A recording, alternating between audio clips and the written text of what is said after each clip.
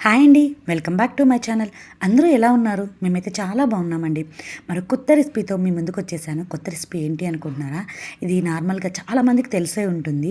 వేసవి వచ్చిందంటే చాలు మనము ఎండబడి ఎవరైనా వచ్చారు అంటే చాలా దాహంగా డీహైడ్రేట్ అయిపోతారు కదా.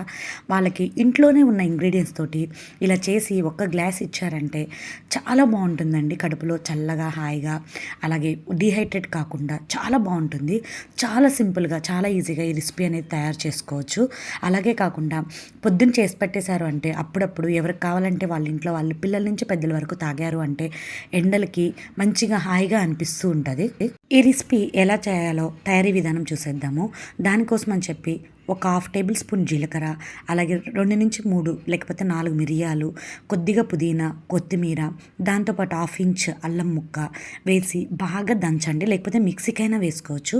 మిక్సీకైనా వేసుకున్నాక దాంట్లో కొద్దిగా సాల్ట్ వేసి బాగా మిక్సీ అయినా పట్టుకోండి, లేకపోతే చిన్న రోట్లో కచ్చాపచ్చగైనా దంచుకోండి. ఆ దంచుకున్న దాన్ని కొద్దిగా వాటర్ వేసి పక్కన పెట్టండి. ఇలాగా మీకు ఎంత కర్డ్ కావాలనుకుంటున్నారో, నేనైతే ఒక చిన్న కప్పు నిండుగా తీసుకున్నాను. కప్పు నిండుగా తీసుకొని విస్కర్ తోటి పెరుగు మొత్తాన్ని బాగా చిలికినట్టు చేశాను.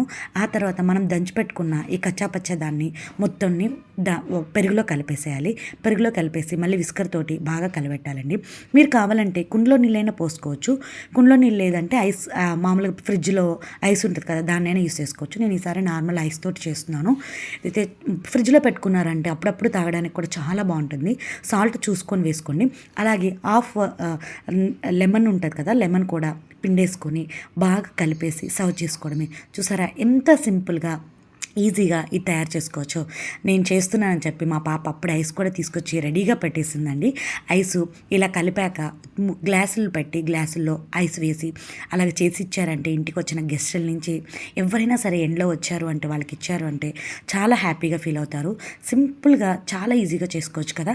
ఒకసారి టైం ఉంటే మీరు ట్రై చేసి ఎలా వచ్చిందో నాతో కమెంట్ సెక్షన్లో షేర్ చేయండి. అలాగే ఇలాంటి మరిన్ని వీడియోస్ కోసం నా ఛానల్ని తప్పకుండా లైక్ చేసి సబ్స్క్రైబ్ చేసుకొని మీ ఫ్రెండ్స్కి కూడా నా వీడియోస్ని షేర్ చేయండి. చూసారా, ఇలా పోస్తుంటే చూడ్డానికి కలర్ఫుల్గా, తాగడానికైతే సూపర్ టేస్టీగా ఉంటుంది. డీహైడ్రేట్ కాకుండా సమ్మర్లో కూల్ డ్రింక్స్ కంటే ఇలా ఇంట్లో హెల్దీ బటర్ మిల్క్ తాగండి. Thanks for watching this video. Thank you so much.